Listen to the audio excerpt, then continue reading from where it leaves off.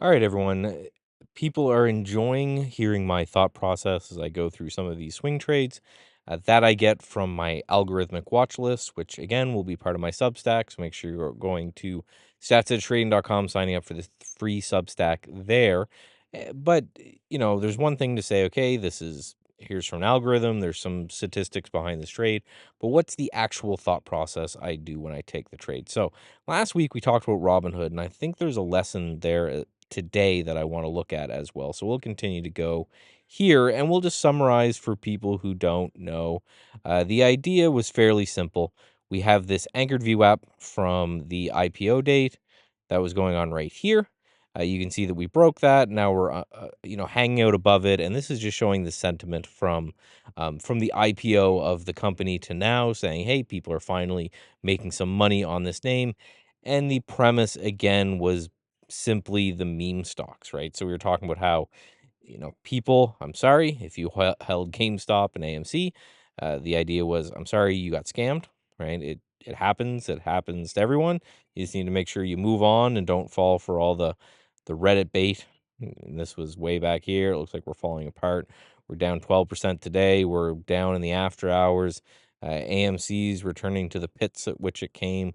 But the real question is, who is going to make money off all this? So then we turn to Robinhood, right? This is where people are going and just dumping money into these, dead and dying garbage companies.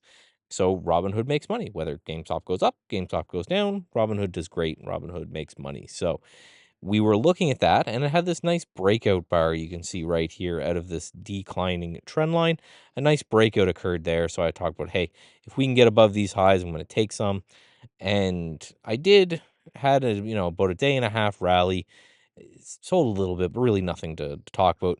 Came down, and we talked about how kind of, this $18 was a worst case stop. I was looking to see if we got back under this trend line or back under the support level that I drew right here, and that was going to be my exit.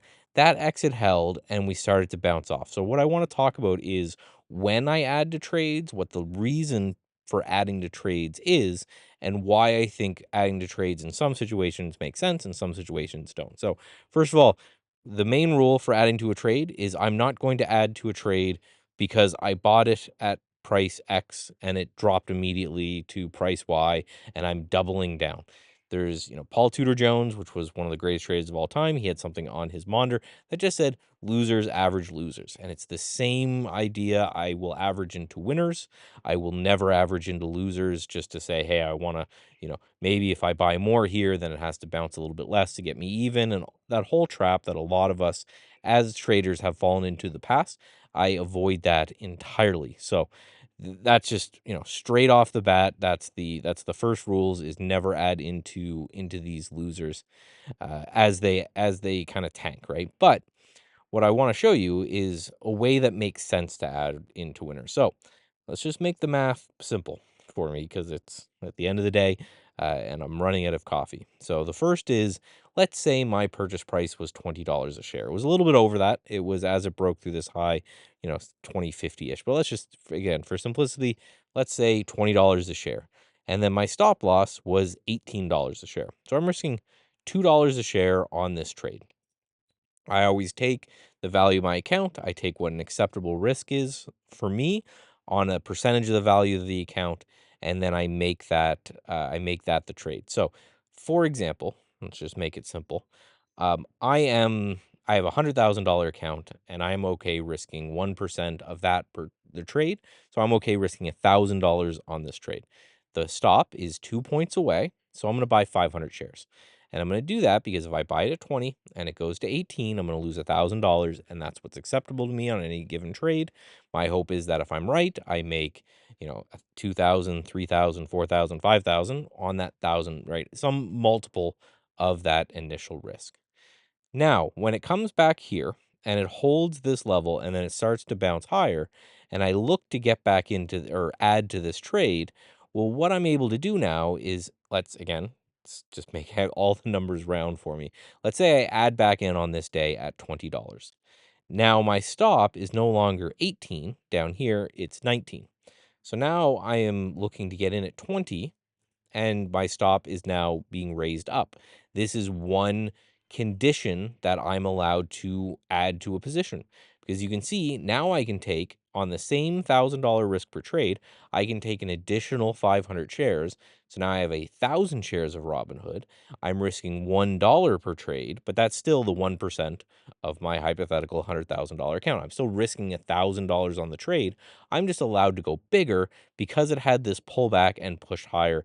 Now I can raise my stop up and I can add more into that position. So that's roughly what I did. It had good news yesterday, even with the market selling a bit. You can see this heat map that Trade Ideas has on the top of my head with all the sectors I watch. Very red. Robinhood closed green because they're actually going to start buying back their company's stock. So I did add a little bit to it, but I just wanted to talk about, again, in rough terms. I hope that math made sense to everybody. When I can add to trades, it's in two conditions. One, I'm either up on the position and I see, maybe the stock, for example, pushes higher and then bases for a while and then breaks out of that base. Well, now I can raise my stop up below that base and I'm going to add some to the position there so I can get bigger in the position. And if that breakout fails and it stops me out, I still make money on the trade, but it gives me a chance to get bigger into the position without exposing myself to additional risk. Second is in situations like this where I buy the trade, it pulls back a bit, and then it moves higher, and now I have what I think is a more sensible place for my stop, which is under this $19 level. I'm allowed to add to the position. So, to summarize, I can take the same amount of risk with more shares, or I can take less risk and add more shares. In those two scenarios, I will add to a trade. In a scenario in which I'm just taking more risk by adding more shares, I absolutely will not. So, I hope for those who like this kind of content that this makes sense. I just wanted to follow up on a trade that I did last week and talk about how really nothing has changed too much in the price, but how I've added to the position. So now I'm in the same position I was before, risk wise, but I am bigger. So if we do end up breaking out of this high and having a nice little push up, great. I have more shares, so I will make more money on that being correct. If I'm wrong and we break under 19, I will lose the same amount on a dollar basis and a percentage of my account basis that I was accepted before. So, again, anytime you can find a way to do that, I think it makes sense.